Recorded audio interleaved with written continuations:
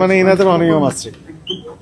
এখানে আমাদের কাছে যথেষ্ট সন্দেহ হওয়ার কারণ রয়েছে যে এখানে ভোক্তা অধিকার বিরোধী কার্যক্রম পরিচালনা করা হচ্ছে এবং সেই ভোক্তা অধিকার বিরোধী কার্যক্রম বলতে আমরা বলছি নকল বা ভেজাল যে প্রসাধনী সামগ্রী এইগুলোই বিক্রি করছেন, ইনি হোলসেল করছেন। এই কারণে আমাদের উপস্থিতিতে পেয়ে দোকান বন্ধ করে পালিয়েছে। এই তো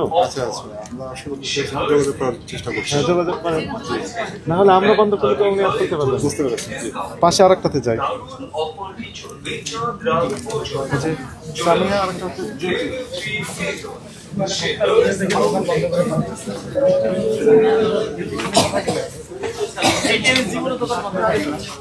ওখানে কে বললো যে দোকান বন্ধ করে?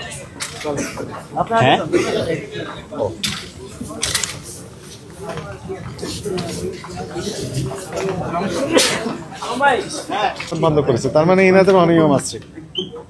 এখানে আমাদের কাছে যথেষ্ট সন্দেহ হওয়ার কারণ রয়েছে যে এখানে ভোক্তা অধিকার বিরোধী কার্যক্রম পরিচালনা করা হচ্ছে এবং সেই ভোক্তা অধিকার বিরোধী কার্যক্রম বলতে আমরা বলছি নকল বা ভেজাল যে প্রসাধনী সামগ্রী এইগুলোই বিক্রি করছেন, ইনি হোলসেল করছেন।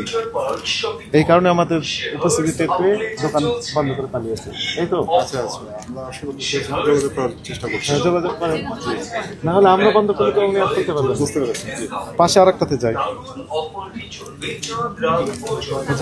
সামিয়া আর একটা